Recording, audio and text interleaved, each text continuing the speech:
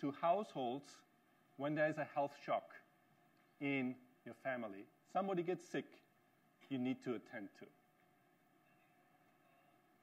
In both cases, the blue ones are those with M-Pesa, with the digital mobile account, and those of non-users, the red ones, the medical costs, the medical spending has gone up by 30% in those samples. But look what happens around the other two. In the case of M-Pesa, people can buy non-food and food more. They can smooth out. They don't have to save on other items like those are the non-users, which have to cut down on 13% of other, put a project on hold, maybe wait for this next expansion of your household. Maybe you wanted to buy some machine. You can't do it. You can't smooth. So that's really a real tangible result. And the use and growing the network will only increase those benefits. For small enterprises, the big challenge is opacity. The lenders don't know how good of a creditor you are. You might look very impressive, but not produce very much, or you must be very high, or you might look not very impressive, but be having a great, profitable idea. It's of the IMF, David Lipton. I think you have all received this morning the Managing Director's Global Policy Agenda. So you have that in front of you. Please, when you ask your questions, keep them short. Please identify yourself by name and affiliation. We'll try and take as many questions as possible. And I'd like to begin by asking Madame Lagarde to make some opening remarks, and then we will turn to your questions. Should I press this? No, don't need to press it. Selamat pagi, good morning, bonjour, and welcome to the 2018 annual meetings. Before I go to the specific remarks that were prepared for this press conference, I would like, on behalf of the IMF and on our personal behalf, to express our sympathy, our condolences to the people of Indonesia, and certainly to the families who've suffered losses and who are in distress at the moment.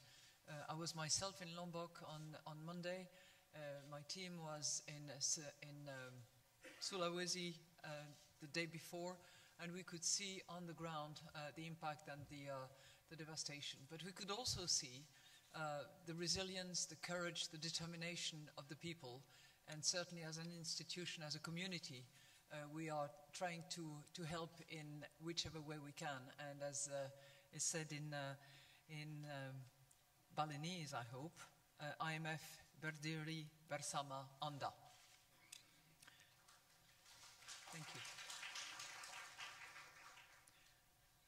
Then I know that there are some Indonesians in the room. So that spirit of solidarity and courage and resilience certainly demonstrates also how a country can grapple with difficult economic circumstances and do that with success. Certainly Indonesia is a clear indication of that. You will have seen not only the global policy agenda that was on your chair, but you have also heard from our team yesterday and the day before, and the World Economic Outlook, the GFSR, the Fiscal Monitor, and the forecast that we have, as well as the risks that we see on the horizon. So what I would like to do is sort of identify three questions, and then you can ask any questions that you want to ask. The first question that I want for us to consider is wonder whether the economy as it is, and based on the documents that you've seen in the last couple of days, is that economy strong? And I think the answer to that is yes, the economy is strong at the moment. We expect growth to remain steady at 3.7% this year and next. But the real question is the economy strong enough? And to that, our answer is probably not enough, because we clearly see that growth has plateaued if 3 years in a row it is at 3.7%. And we also see that that growth is more unevenly allocated around the world. Moreover, some of the risks that we have highlighted, particularly at our spring meeting in April, have now begun to materialize, especially from the rising trade barriers. And if these tensions were to escalate, the global economy would take a significant hit. So our strong recommendation is to de-escalate those tensions and work toward a global trade system that is stronger, that is fairer, and that is fit for purpose. And fit for the future, because if services are not sufficiently covered, if digital transformation is not covered in that trade framework, then we're missing the point, and we're probably losing out on productivity gains that we could have. The second question that I want to ask is the economy as it stands now safe enough? And the bottom line is that 10 years after the great financial crisis, or the global financial crisis, we are safer, and measures have been taken. But we're not safe enough. With global and public debt, private and public, at an all-time high, any slight change in the wind could provoke capital outflows and economic instability in emerging markets, as we see it in some of those markets. And to guard against this, our recommendation is certainly to encourage countries to have the right combination of domestic policies, using all the tools or the arrows that they have, and for global policies to also reflect those requirements of safety. We also need to press ahead with the financial regulatory agenda and resist the risk of backsliding. There's been a lot of progress in the last decade, but also an unfinished agenda, combined with the added challenges from continued financial innovation, which has its upside, but also its downside.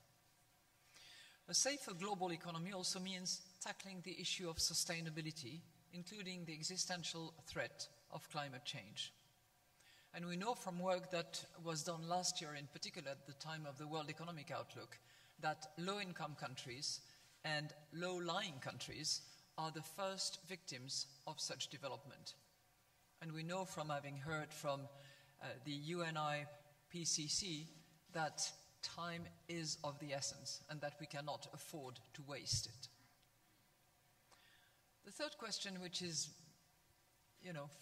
for the medium to longer term as well, is, are the benefits of growth actually shared enough for our global economy to continue to grow in a sustainable fashion?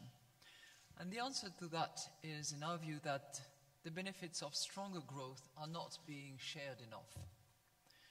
Excessive inequality, as our research has demonstrated in the last few years, excessive inequality, whether it is produced by technology, by trade, by integration, by policies favoring capital over labor, is magnifying economic and social tensions, especially in advanced economies. And that is why we need policies and reforms that not only boost growth, but do so in a manner that is inclusive and sustainable. So as I said in my curtain raiser speech last week, we need to steer the boat, not let it drift. And that means using the current growth momentum, because we still have it, to implement the right policy actions in the areas that I have just outlined. De-escalate trade tensions, fix the system, don't break it, the right policy mix, and that inclusive growth, which requires both short and longer term policies. But to achieve these goals, we need a stronger international cooperation as well. I'm going to quote Balinese again, and I will promise to translate this time. Menyama Vraya, which means that everyone is a brother or a sister of the other. So we are joining hands, and we are on that same boat, which should be steered and not drift. So we would like to take that to heart, and with that, I'm happy to take your questions. Thank you. Thank you very much. Kasih. Thank you very much, Madam Lagarde. Let us begin with our hosts, and begin with a lady, and it's Metro TV. Thank you.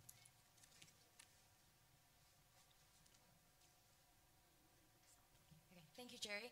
Good morning, Madam Lagarde. So I have two questions. First of all, regarding the tightening of global financial condition and the trade war that affects many countries, including Indonesia. Do you have any projection of how long this behavior will go on, and what's best to respond, like policy respond, given some vulnerabilities that emerging countries like Indonesia might possess? That's the first question. And the second will be, how do you see Indonesian resilience to deal with external shock? How have you seen that we evolved since 20 years ago? Thank you. We could spend the morning on those ones.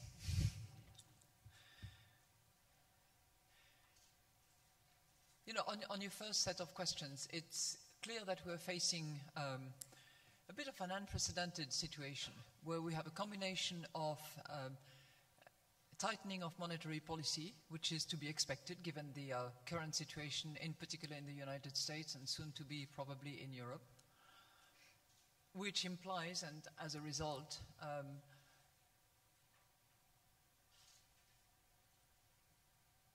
increases the cost of financing for many economies around the world, in particular the emerging market economies, and that takes the form of currency variations as well as capital outflows, which in some countries, some emerging or low-income and developing countries, is now beginning to show a net outflow, not all, combined with a degree of uncertainty that we have not seen regarding the legal framework within which international trade operates.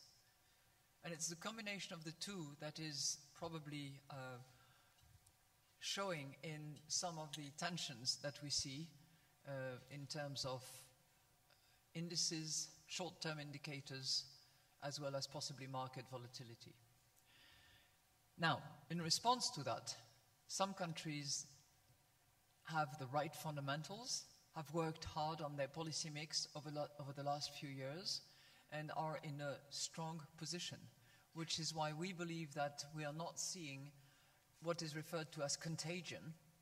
And it's clear that there is a differentiation between those countries that have the right policy mix and that continue to demonstrate that discipline, and other countries that either had not done it or are just beginning to do so. And to look at Indonesia and compare it with where it was at the time of the financial crisis, there has been significant improvement. And the scorecard of Indonesia is excellent. Whether you look at the increase in per capita GDP, which has more than doubled, if you look at the poverty reduction, which is now down to 11%, if you look at growth, if you look at inflation, which is kept under control, if you look at the exchange rate, which, granted, has depreciated relative to the dollar, but so have other currencies, including Australia, including New Zealand, roughly by the same amount. If you look at reserves, massive improvement. If you look at the structure and the solidity of the banking sector, massively restructured, same thing. And if you look at debt, very respectable track record as well, with a debt of only 17% to GDP. And if you look at the fiscal rules that are enforced in the country, again, very good track record. So I would hope that there continues to be that appreciation of good policies, good discipline, and determination to continue to steer the economy rather than let it drift. Thank you very much. Let me swing over here at the Financial Times, please. Chris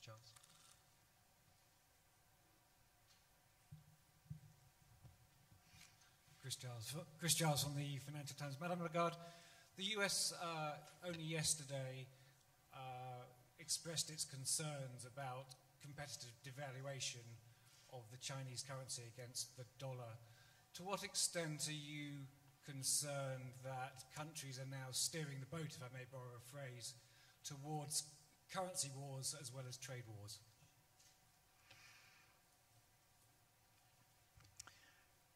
Well, we certainly hope that we don't move in either direction of trade war or currency war. It would be detrimental on both accounts for all participants, and there would also be lots of innocent bystanders, if I may use a phrase that we used a lot during the financial crisis. We are seeing more and more, China included, countries that actually let their currency fluctuate, and that is certainly has been the case over the last 3 years as far as China is concerned. If you compare the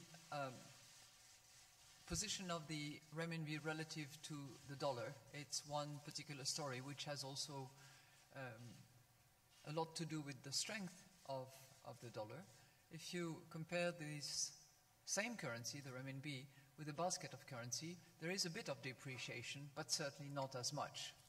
And, we have supported the move of China towards flexibility, and we have encouraged the authorities to continue along those paths going forward. We do have instruments to actually measure the external sector situation, and we hope that the recommendations that we have given to China in terms of letting the currency fluctuate will continue to be approved and agreed and implemented by China. Thank you, Madam Lagarde. Let me swing around here, please, to the front row. Taixin, China. Thank you. Zheng Xin from Caixin Media. A follow-up question on that, but on China more specifically. China's economy is recently under some stress, partly because of the trade war, and the policymakers stand ready to loosen up maybe again. So I wonder, Madam Lagarde, your message to them, and if you like, your message is also to the other part of the equation. Thank you.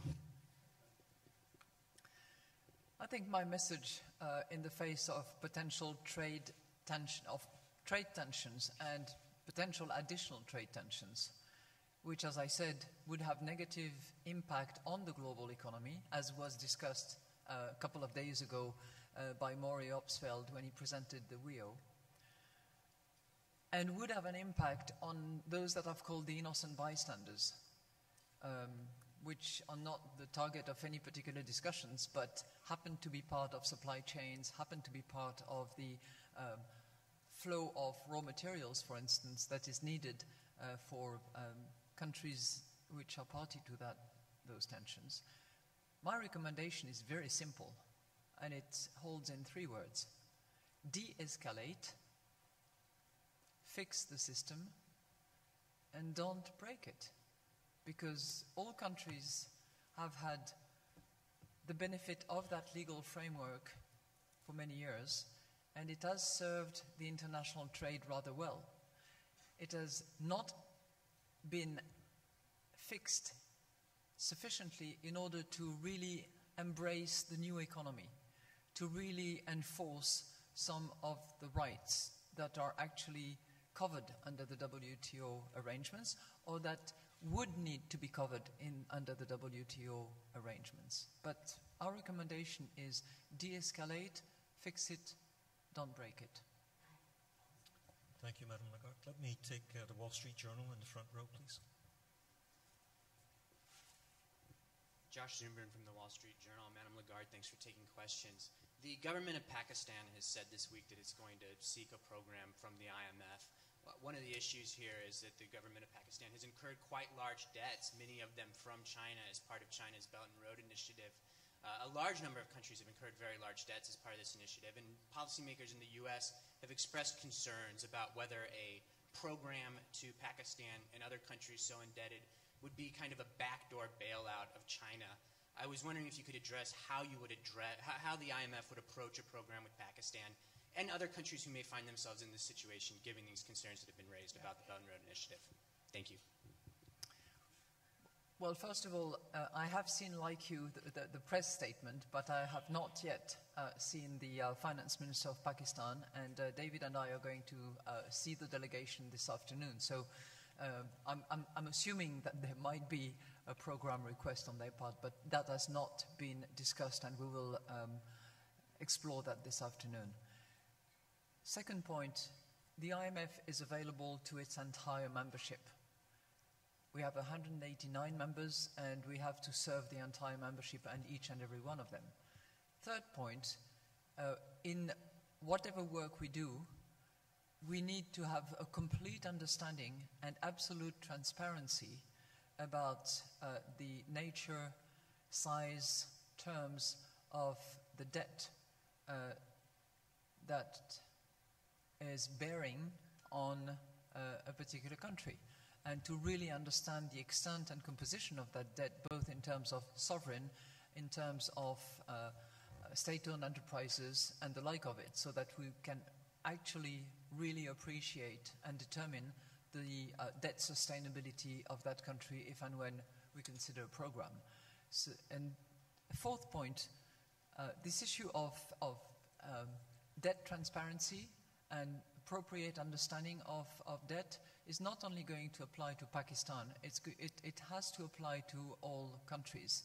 And it's part of a necessary disclosure exercise that we have to agree with our members for the purpose of that sustainability analysis, but also for the purpose of the governance and corruption project that has been approved by the board of the IMF, and for which we have now we are now moving in the implementation period. Again, on that point, fully understanding what the liabilities are and to whom they have been assigned is a necessity. Thank you, Madame Lagarde. Let me take this question right here in the front, please. Yes, sir. Front row. Good morning. Good morning. I'm Obinna from This Day, Nigeria. Nigeria has a new finance minister, Madame Lagarde, and in about 5 months' time, we'll be going into a general election. If you are to meet with the new finance minister today, what advice will you be telling her? What recommendations will you be making for her? Also, on the issue of trade tensions, I don't know if you've done any work on the estimated impact on Nigeria, because as you are aware, US and China are major trade partners with Nigeria. So what are your estimations? Is there going to be a likely spillover effect? Thank you. Thank you very much.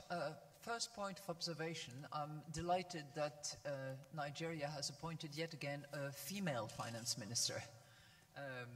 And I welcome the meeting that I will have with her. But if she was to ask me what is our policy recommendation, I would certainly start with a tight monetary policy,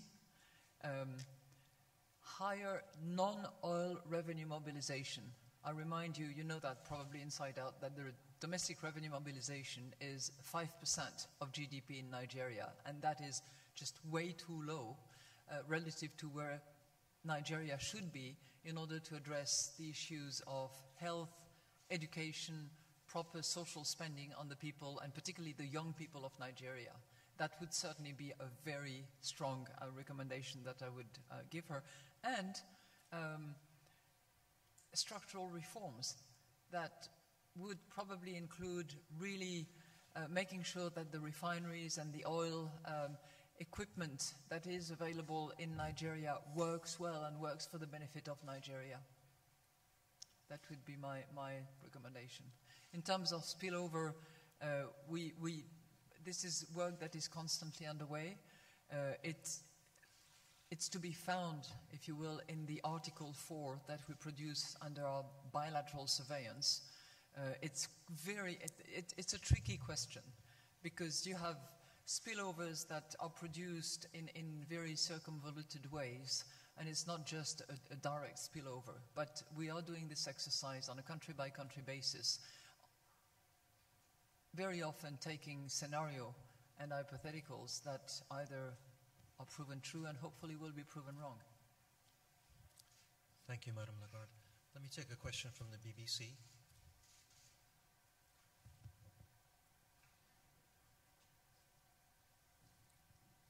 Thank you, Jerry. Kamal Ahmed from the BBC. Good morning, Madam Morning.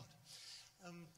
Could you give us your judgment, given the tensions that you have spoken about, on the present market volatility that we are seeing in the bond market and the equities market? Are you concerned that that volatility may grow, given the tensions you have outlined?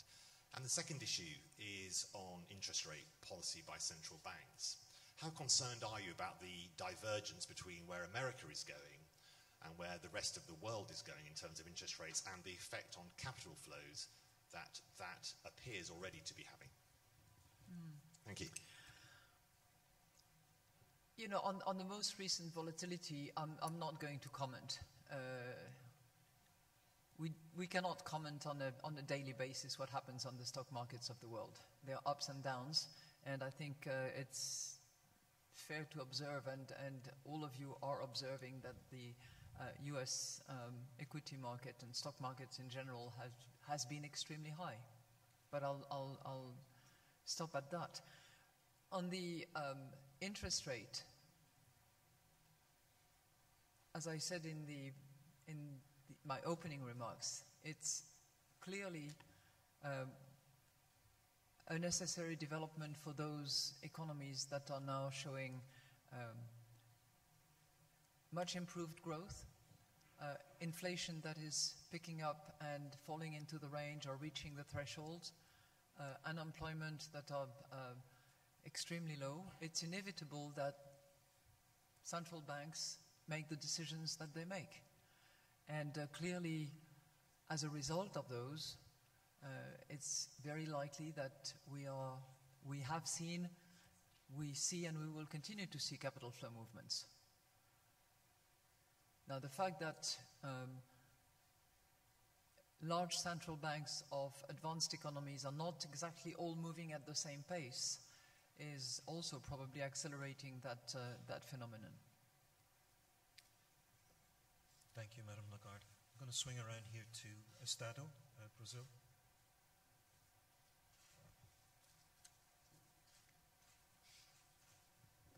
Good morning. Good morning. How are you doing?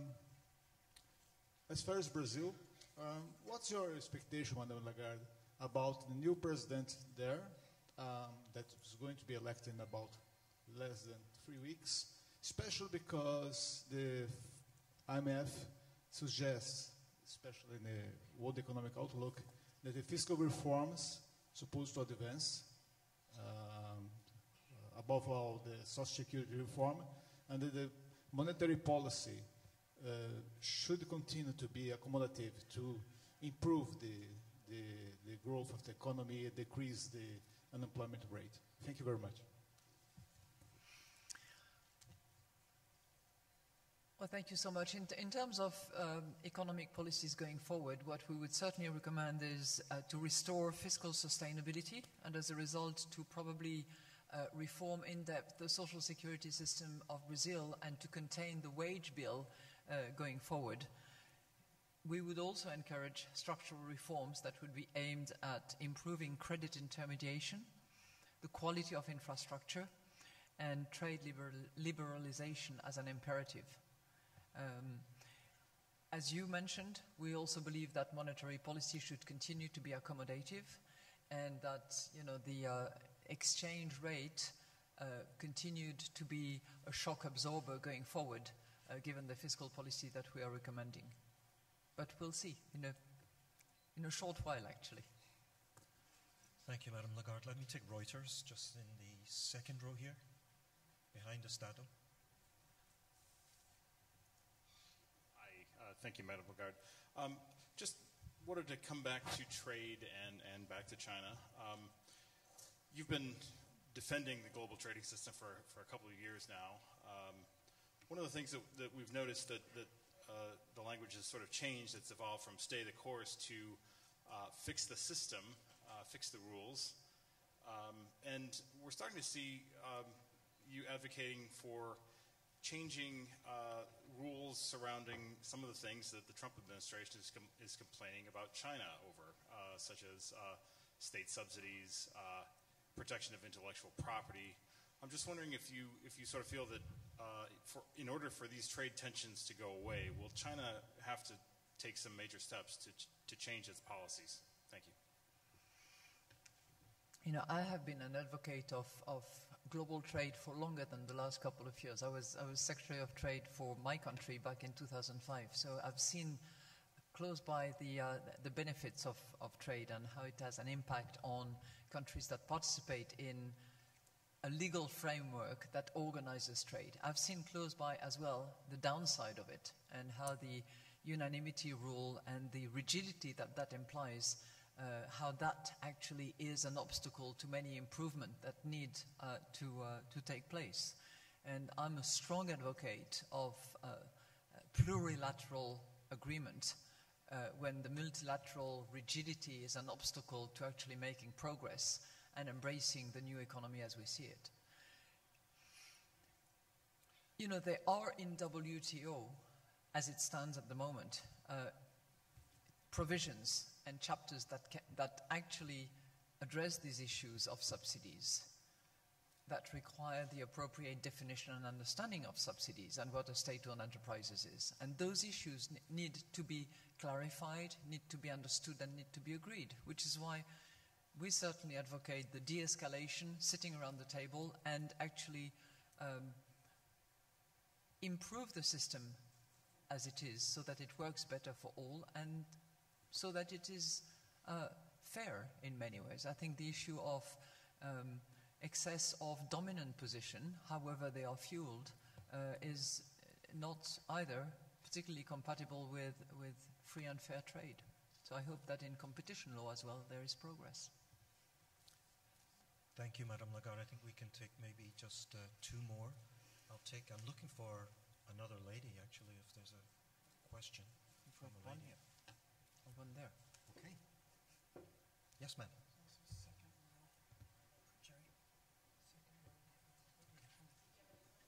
Si, Madame Lagarde, bonjour.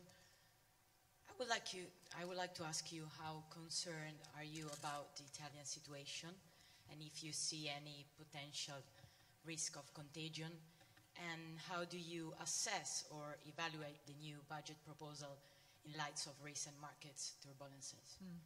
Thank you. You know, our position concerning Italy is quite well known. We certainly advocate continued fiscal consolidation, which has to be growth-friendly in order to support the growth of that country. And we certainly consider that being a member of the European Union and the EU, members should respect the rules that they are committed to by virtue of their membership. That's our position.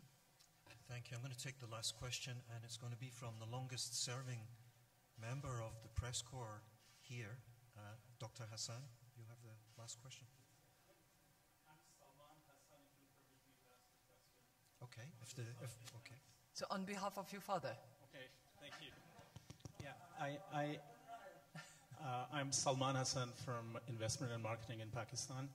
I want to touch on this subject of corruption and governance that you mentioned.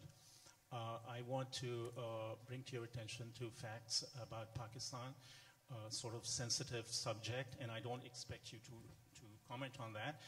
I want to mention that there's been a change in government in Pakistan. There's a new government that was elected, and the former finance minister is absent from Pakistan and has refused to appear in court, their court proceedings. The prime minister returned to Pakistan and was imprisoned in their court proceedings. So maybe yes, the question. The question is. It seems to be also in the private sector, a private sector bank was fined by the New York State Regulatory Commission. I want to ask you, what is the sort of educational capacity of the IMF and the World Bank to educate the private sector and the government about anti-corruption and about anti-money laundering, for example? What is the capacity of the IMF in that respect? Thank you. Actually, thank you for asking the question. I'm not sure that I can specifically comment on the private sector, but certainly the approval of the board to not only include the recipient countries, if you will, but also the source countries, because corruption is a two-way street. Somebody is receiving money, but somebody is paying money. And whether it's, I'm referring to money at large, but it's favors, it can be anything. But somebody gives, somebody takes. And the board is certainly approved that the institution looks at both sides of corruption. And some countries, including the G7 countries, the Czech Republic and Austria, have actually agreed to volunteer as potential source countries to be part of that exercise. So we will do so, and we do provide massive technical assistance in that respect, which was centered around anti-money laundering and combating the financing of terrorism, which is probably the technical assistance program that is much in demand from our membership. And we will continue to develop it and to make it available to as many members as is possible. Thank you, Madame Lagarde. Thank you, David. Thanks to all of you for coming today. We'll be seeing you over the coming days.